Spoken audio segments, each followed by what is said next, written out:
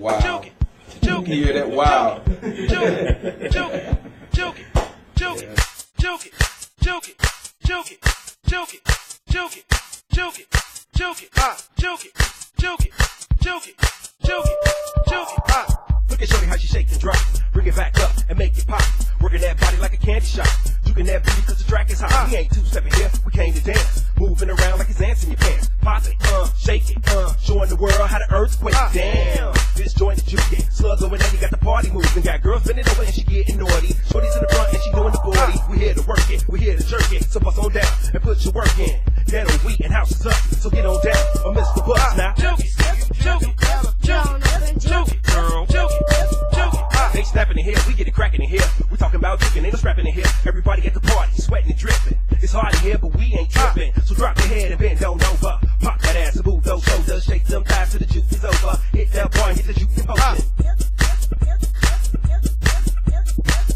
If you're feeling real strange, the potion in your brain, gotta snap some clothes off and do it. I said, feeling real strange, the potion in your brain, gotta snap some clothes off and do it. I said, feeling real strange with that potion in your vein. Girl, snatch them clothes off and girl, do the damn thing. If you feeling real strange with that potion in your vein, girl, snatch them clothes off and girl, do the damn thing. Damn. Pop it, shake it, girl. We are live right here with the legendary Fast Eddie. What it do, Eddie? You tell me what to do, Pimpin'. I'm here for you, baby. Hey, man, listen, man, we here for you. I'm here for the people. I'm here for you. Whoever watching, I'm here for y'all. That's it. Now, listen, Eddie, it's a lot of people that know about the Fast Eddie legacy. They know that you've been in the game for a long time doing what you do.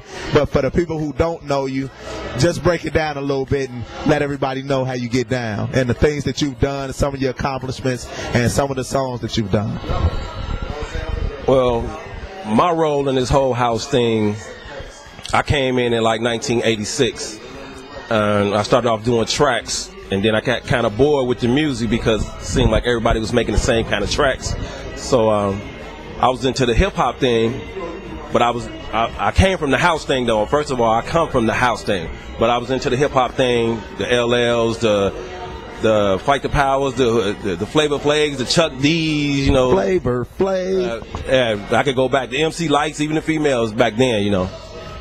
And I was getting tired of the music, so I had this idea to take hip-hop, what I love, and house music, what I love, and try to incorporate the two, because at the time, the label I was with, they didn't do nothing with no rap music, you know what I'm saying? So at that time, I had to do something, so I infused the two, and I came up with the style hip house. This been my barber for years right here, man. Like, man, like 10, 11 years. I can't do that, Joe. My wife a barber too. She ain't cut mine no more. That's Salon 55. So if you want to get your hair cut, you ever in the shot doing what you do, Salon 55, 55th and State, this is where you need to do it at. Ask for Bolo. Ask for Bolo. King Bolo. King Bolo. He's cutting everybody for free. Now that's up to you if you want to come over here. You got to pay to get out the door. That's up to you if you want to come over here and look for that free haircut or not. But ask for Bolo, 55th and State. Brother Marvin. You got Marvin in the house. I mean, Brother Jay Green. Okay, Jay Green. One of the legendary Ghetto house producers. Legendary, I like that. Good old Slugger, DJ Slugo. So, you know, this is as real as you get. My man is actually getting his hair cut right now on the spot. You know, everybody sit back and they, you know. Yeah, they catch me. I told them, catch me in the shop getting my hair cut. Catch them in the shop. So we call them. That's how we run up on people. So, yeah. What individuals want to know. That's the way they run up on people in, though. So what people want to know, Slug, right now is they know about your legacy. They know about all the music that you've made over the years. Right. So with the completion of Dance Mania, right. You know, they want to know more about, you know, Sluggo, you know, inside and out. So what we want to start is just by asking the question of, as far as DJ wise, how did you get started DJing? Where did this ghetto house music movement come from? What even started you to, you know, out of all of the genres of music, what made you want to do ghetto house music? Well,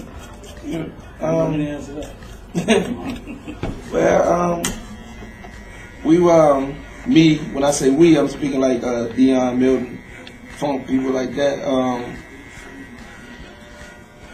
The genre of music that Steve and them had did, you know, I mean, it had, you know, it was doing this thing, and we couldn't, you know, I guess like be in that era, you know what I'm saying? Because we was from our own era. Like we were younger when they was making what they was making, so we wanted to like change the game, you know, like the stuff that Steve made was clean.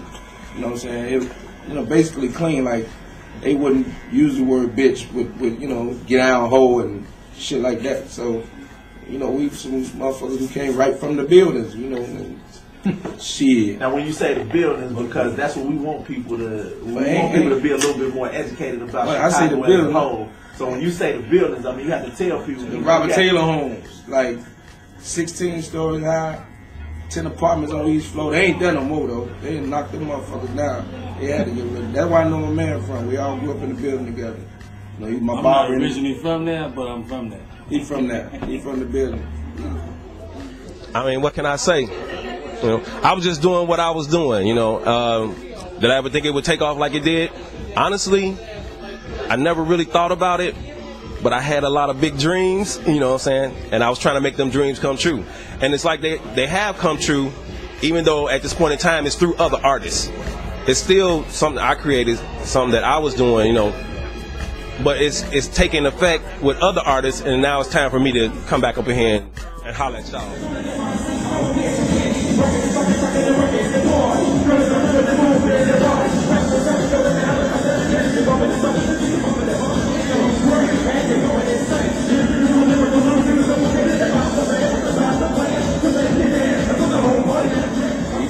No, I didn't. King Bolo. Yeah, but when we say the building, you know, that's what we're talking about, the Robert Taylor home, you know, them legendary in themselves, you know, and that's where it started for me at, like, and the Robert Taylors, you know, on the porch, you know what I'm saying, doing the parties on the porch, and then from the porch to doing the music downstairs, you know, the little picnics in the neighborhood, then from that to the social rooms, from the social rooms to the gymnasiums, from the gymnasiums to shit, where we sitting at now, motherfucker putting me on TV. Well, I mean, when we first started spinning, or when I first started spinning, I was spinning, you know, the record Steve made, you know, and then we started, you know, we wanted to change it up. The tempo was too slow.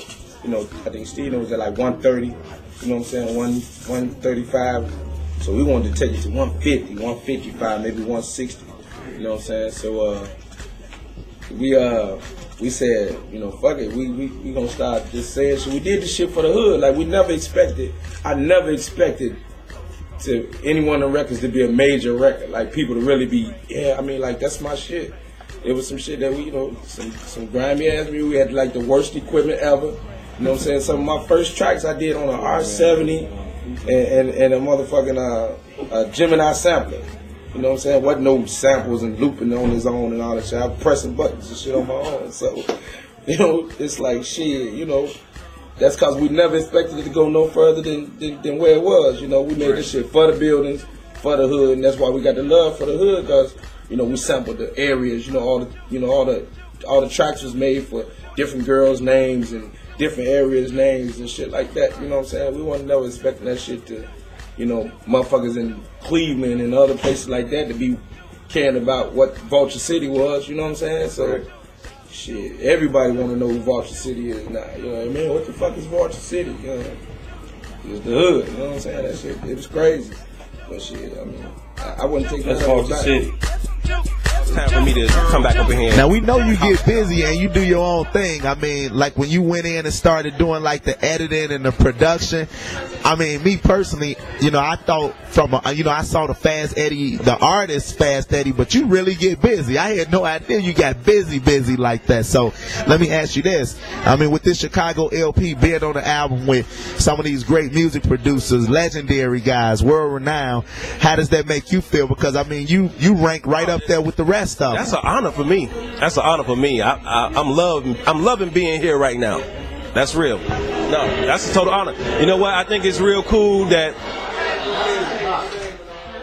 it took a long time, but you and Steve brought everybody back together. You know, it's like even here tonight doing this interview, it's like a reunion. You know what I'm saying? I'm seeing all the old people from the warehouse days, you know, back when I first started, when I was a youngin', when I'm like 21, you know, like, wow. And I haven't seen these guys for years, and now it's like tonight, everybody's here. And it's like, it's all love, and it brings back old feelings, you know, make me want to go back in the studio tonight after I have a couple of, you know.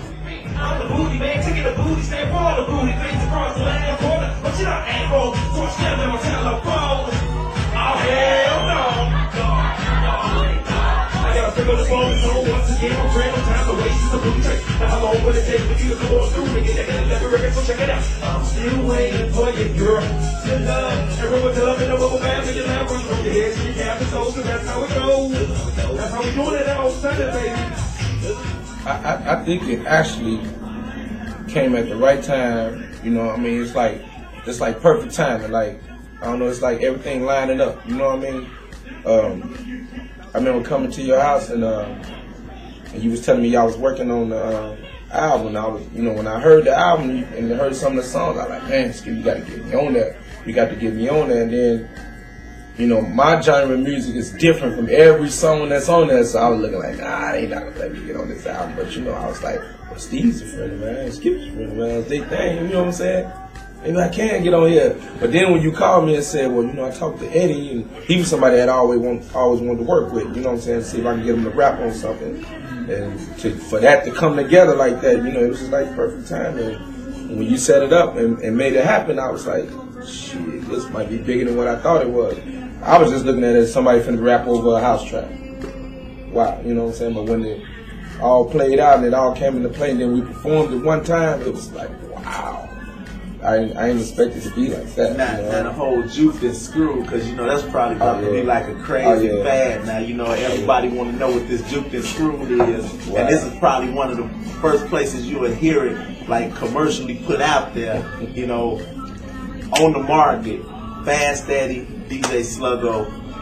It's bananas. It's a ghetto house track with rapping. Juke. But it's Juke and Screw. I mean, it's crazy. I mean, but like, explain that. Like, where did that come about? I mean, what happened? Big up to my man Benny Bad. I can't forget Benny. My man Benny Bad, he a rapper that be with me all the time. You know what I'm saying? And he was like, man, if you gonna do the Juke song, I'll write it. I was like, yeah, I ain't really too fond of nobody writing my hooks and all that shit for me. But you know, he one of my people, and you know, I let him do it. You know what I'm saying? So. I let him write the lyrics, and when I heard it, I was like, shit, that's bananas. And then we came to, you know, Skip's studio to record it, you know what I'm saying, just to lay down just the format so Eddie can hear what it was and just do it to that format. And then when we were in there, you know, just a bunch of creative mind going, and Skip said something, I said something, you know, shit we have been doing for years. And then chopped and screwed, they were like, you know, just came out like, let's just slow it down. You know, let's slow some part down.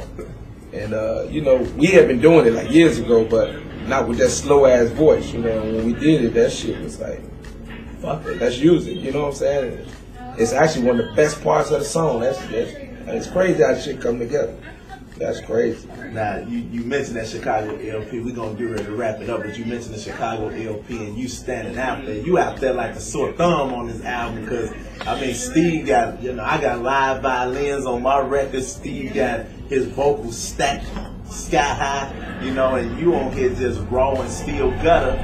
You know, that Fast Eddie rapping. You talking about the buildings. You talking about the 40s. You know what I mean? Like on this song. So, I mean, what made you decide to go that route? I mean, did you feel you at least owe that to the people who you come up with in your neighborhood? Yeah, I mean, when I heard the songs on there, I was like, because I actually played a dance song for you that I had done. And you was like, whoa, I mean, you got to make up your mind which one you're gonna do. And then I thought about it, like, nah, people hear anything other than Slugo. When you hear Slugo, you think Juke. When you hear Slugo, you think Ghetto House. So anything other than that would have been stupid, you know what I'm saying? People would have been like, nah, he's sold, you know what I'm saying? So, man, I do it for the hood, homie. I do it for the hood, period. You know what I'm saying? I did that track for the hood, and I figured if I do the hood tracks like I've been doing, it should stand out on its own, you know what I'm saying? I mean, not to take away from nothing else on that album, because it's I'm honored to be on that album. There's some heavy hitters on that album, and for me to be on there with them, that's gonna make my career a whole. You know what I'm saying? I'm gonna travel. I'm gonna travel. Period. I'm gonna travel and get on them planes, and y'all see me at a state near you or country near you. Shit. So coming to Chicago, you can get a haircut by Mr. King Bolo right here at 55th and State at Salon 55. Peace out. See, guys in Chicago keeps it moving. They do not stop working. Now, this record that you got on the Chicago LP, can you talk a little bit about that? What is it? Juke It, featuring what? Slugo? Slugo featuring yourself. Eddie, yeah. I mean, now, what do you what do you think is gonna happen with this record? I mean, I'm a fan of it. You know what I think? Wait till you see the uncut video, people. Y'all don't know yet, because I am talking to the world. The world don't know about this underground street music from Chicago that we call juke music. You know, if I knew how to do the dances, I'd get up and bust them out right now, but I can't do the dances. But yeah, it's a whole new style of music. It evolved from everything that we was doing back then. You know what I'm saying? From the house music to the tracks to the ghetto tracks to the juke music. You know. Hey, look, come on over here, man. Bring the camera, brother Ricky Skills. You better stop playing. They're one of my old school cats, man. Like this. Y'all come down here in Chicago, y'all want to get something painted, all that shit there. This nigga is the rawest nigga in the shop. Anybody want to contest all you New York motherfuckers, any of you other motherfuckers, this nigga here cold in the mother. He ain't want to be on camera, but he got to because I asked him to. See what I'm saying? Get a good look at that shit. He doing that shit for my man Bolo. King, you know what I'm saying? Niggas do shit like that for each other in the shop. Ain't he just come down here, do it in the shop. It's love. You dig what I'm saying? That's how we do it in the shop. In the shop. We in the motherfucking building because we own the building. You know what I'm saying? See the Chicago? Get a good look at it. That's where house music comes from. Shot time. Shot time. Oh, man. Do you believe in having sex? I can't hear you. I need to hear you. Do you believe in having sex? Do you believe in having sex? Do you believe in having sex?